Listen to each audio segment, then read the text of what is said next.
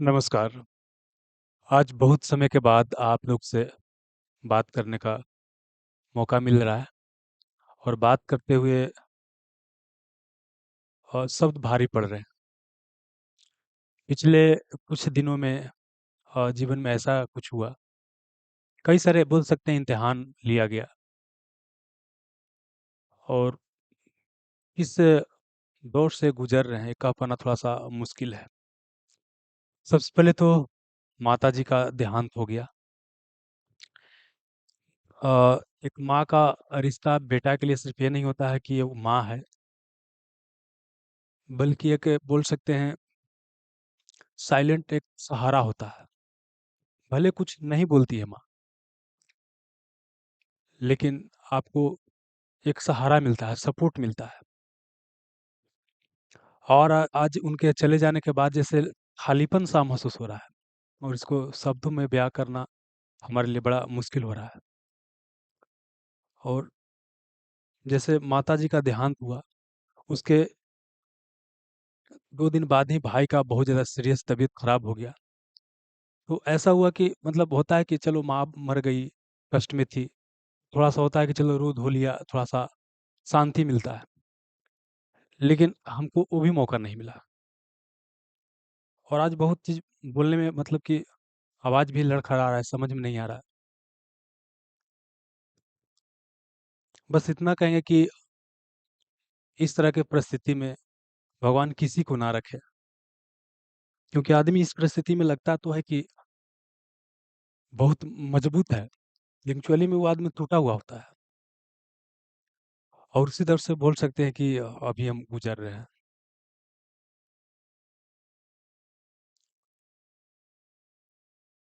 अब आप लोग के मन में लग रहा होगा कि आखिर माताजी को क्या हुआ था कि उनका मतलब देहांत हो गया। तो देखिए एक्चुअली जब से हम होश सँभाले हैं तब से माताजी को इलाज के बल पर ही बोल सकते हैं कि हम जिला रहे थे।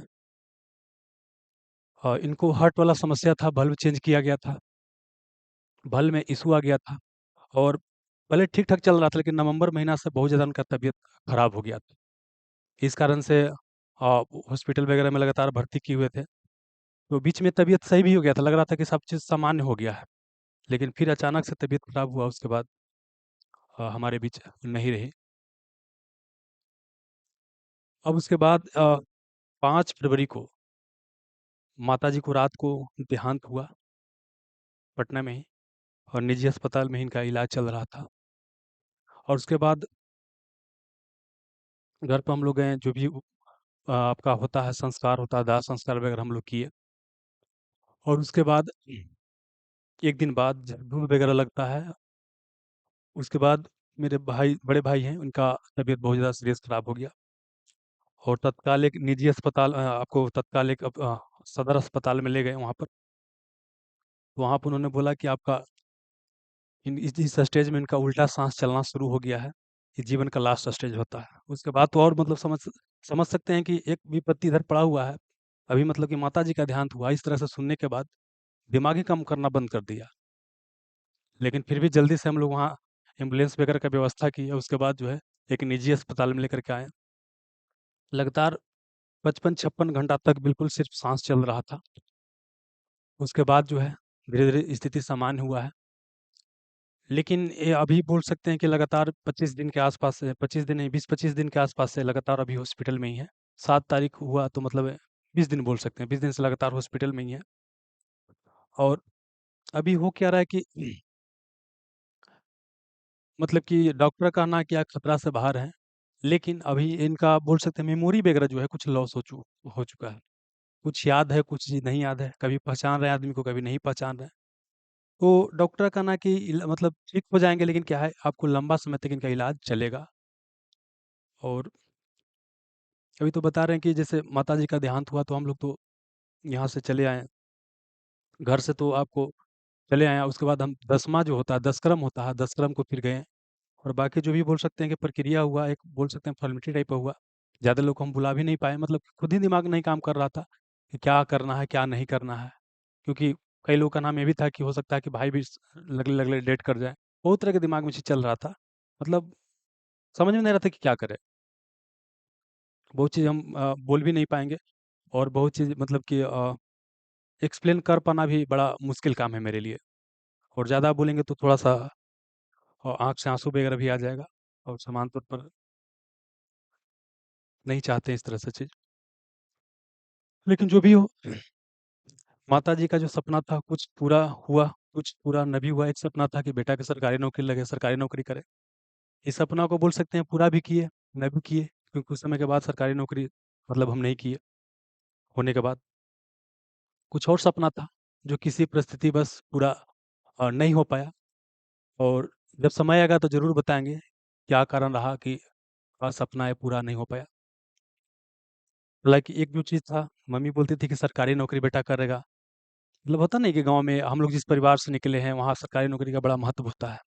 लेकिन मम्मी को समझाते थे कि नहीं, सरकारी नौकरी से ज़्यादा हम बेहतर करेंगे। और जो भी थोड़ा बहुत लोगों को मदद कर पा रहे थे, जब फ़ोटो-वोटो देखती थी, तो बड़ा खुश होती थी। हम बता रहे हैं हमारी माताजी ज़्यादा पढ़ी-लिखी हुई नहीं थी। लेकिन हमारा 2-2 घंटा के लेक्चर देखती रहती थी। कोई लेकिन के बोल देती कि बाबू बाबू वाला लगा दे वीडियोइया। अब पूछते भी थे कि मम्मी एकरा में कौन चीज़ तोरा समझ में आता है? ये कुछो ना बाबू, खाली लगा है कि हमारे बेटवा पढ़ावे थे। मतलब एक माँ का स्थान शायद ही कोई ले पाता होगा, ले पाएगा। ज़्यादा कुछ हम नहीं बोल पाएँगे, बस इतना कहेंगे कि जो हॉस्पिटल का चक्कर होता है, ये आदमी को हर तरीके से तोड़ देता है। आर्थिक रूप से, शारीरिक रूप से, मानसिक रूप से तोड़ देता है। सबसे ज़्यादा आपको मानसिक रूप से तोड़ देता है। और वो भी लगातार अगर इस तरह के 2-2 घटनाएँ हो जाता है, तो ज़ाहिर-सी बात है आदमी बिल्कुल टूट जाता है। और जो परिस्थिति से गुज़रता है आदमी, उसको एक्सप्लेन कर पाना बड़ा ही मुश्किल होता है, बयाँ कर पाना बड़ा मुश्किल होता है। लेकिन बहुत सारे ऐसे चीज़ हैं, जिसको हालात पर नहीं छोड़ा जा सकता है। जैसे बहुत सारे बच्चे हमसे जुड़े हुए हैं, और उनकी पढ़ाई वगैरह जो भी बोल सकते हैं, बाधित हो रहा है। और एक बहुत बड़ा ज़िम्मेवारी होता है, एक परिवार की ज़िम्मेवारी होता है, अलग होता है। साथ ही एक टीचर के रूप में हम यहाँ पर हैं, तो उसकी एक ज़िम्मेवारी होता है। दर्द बहुत है, लेकिन फिर भी क्या है, हालात के भरोसे सब चीज़ नहीं छोड़ा जा सकता है, और एक शुरुआत करना होगा। और शुरुआत करना होगा, और डॉक्टर से सजेशन लिया गया है। उन्होंने बोला कि इनका इलाज लंबा समय तक अभी चलेगा, वो भी कुछ समय हॉस्पिटल में ही रहेंगे। तो धीरे-धीरे करके जो आपका जो भी बोल सकते हैं कि केयर टेकर वगैरह का भी वहाँ कुछ इंतज़ाम करना पड़ेगा। और उसके बाद धीरे-धीरे जो है अब हम क्लास वगैरह लेना शुरू करेंगे।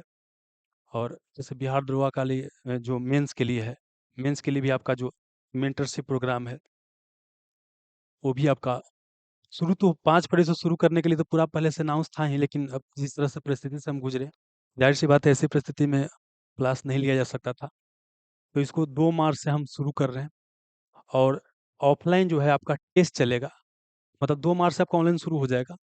और बाकी जो टेस्ट जो चलेगा वो आपको ऑफ़लाइन में 9 मार्च से, ऑफ़लाइन में जो है आपको 9 मार्च से आपको शुरू हो जाएगा। ये तो हो गया जो बिहार दरोगा के आपका जो तैयारी वगैरह कर रहे हैं, मेंस का उनके लिए है। और जो आपका बिहार दरोगा बोल सकते हैं कि बिल्कुल शुरुआती से जो तैयारी करना चाहते हैं, उनके लिए क्या है, आपको बिहार दरोगा का ये जो नया बैच 360 ट्रांसफ़ॉर्मेशन आया है, इससे आप तैयारी कर सकते हैं। बस सिलेक्शन वो एप्लीकेशन पे आप तैयारी कर सकते हैं। और देखिए अभी हम क्या है कि ज़्यादा बोलने की स्थिति में नहीं है। आपको 2 तारीख से क्लास शुरू हो जाएगा, 2 तारीख से सब क्लास शुरू होगा। इसमें शाम के 4 बजे से अ, क्लास जब आपका शुरू होगा, उस समय ही हम बेहतर तरीके से बोल पाएँगे, समझा पाएँगे और क्लास को कंटिन्यू कर पाएँगे। अभी बहुत चीज़ बोल पाना हमारे लिए संभव नहीं है।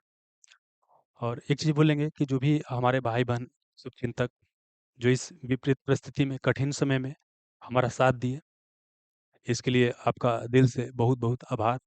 इसको हम कभी भूलेंगे नहीं। आपका फिर से कहते हैं बहुत-बहुत आपका धन्यवाद, जो कि इस विपरीत परिस्थिति में आप लगातार सपोर्ट किए और हमको हिम्मत बढ़ाया। ठीक है, थैंक यू।